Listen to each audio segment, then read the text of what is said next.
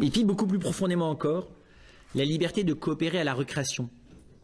C'est-à-dire de participer au fait que Dieu fait toute chose nouvelle.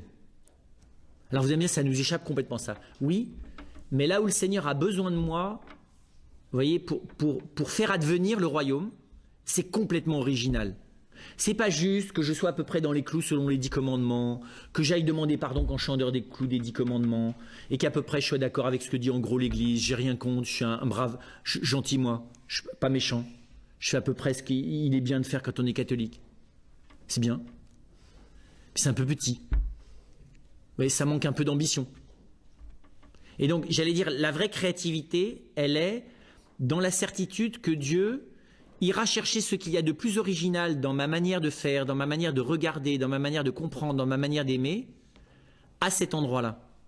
Oui, je dirais, là, ça comble ce dont le relativisme est une nostalgie caricaturale. Qui est qu'enfin, mon petit point de vue, mon petite opinion, et c'est mon choix, soit reconnu comme un absolu. Oui, là où mon choix j'allais dire, est porteur, mon choix le plus personnel est porteur d'un certain absolu, c'est la manière dont j'accepte que ma contribution à être instrument de la tendresse de Dieu n'a pas de semblable. Alors, vous allez me dire, mais on ne le voit pas, ça. Si, quand on est en face, quand on en bénéficie. Et donc, on a besoin, enfin, vous voyez, il y a une... C'est ça l'universalité de l'Église. Voilà. L'universalité de l'Église, c'est pas de rassembler tout le monde sous un discours commun. C'est de permettre qu'il y ait un discours commun quand il s'agit de choses qui ne relèvent pas d'une appréciation, qui relève du réel. C'est tout. La doctrine de l'Église catholique, basiquement, elle est d'abord pour me dire ce qui est. Et pour m'aider à m'éclairer, après ça, dans l'inventivité de mes choix. Et on la comprend mal quand on veut, à partir de ce que l'Église enseigne, décliner les choix. Vous voyez ce que je veux dire ? Chercher des déductions sur ce que je dois faire. Non. L'Église, au mieux, elle peut me dire ce que je ne dois pas faire parce que ça va me faire du mal. Ce que je dois faire, dans l'ordre de l'inventivité de l'amour, c'est à moi à le créer. L'Église ne me guide pas là où je dois créer dans l'amour.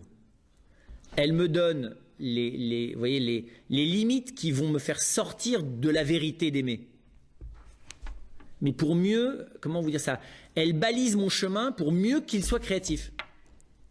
Et là, on n'est pas habitué à ça, nous. On ne nous a pas assez dit que le Seigneur attend désespérément que nous soyons des créatifs dans l'ordre de l'amour. Souvenez-vous cette magnifique parabole, je finirai par là, de ce type, vous savez, qui au moment où il va être licencié, fait des fausses factures. On en avait parlé un peu la dernière fois. Il dit, voilà, tu devais 50, tu marques 25, tu devais 60, tu en marques 30, pour se faire des copains.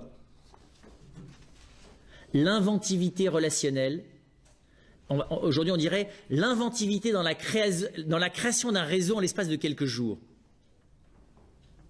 Mais d'un réseau puissant, de dépendance des autres envers lui. Vous voyez ?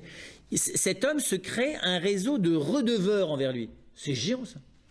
Comment vous voulez mieux assurer votre avenir que d'avoir 100 personnes qui vous doivent quelque chose ? Et Jésus dit, génial ce type. Quand est-ce que vous attendez pour faire la même chose ? Vous voyez, alors nous on dit, mais attends Seigneur, ça ne va pas du tout ton histoire. C'est bien pour nous faire comprendre que, bien sûr, lui il l'a fait dans un cadre qui n'est pas celui du respect du réel. Mais son inventivité est incroyable. Qui est une inventivité qui est mue par la peur d'ailleurs, de s'en sortir.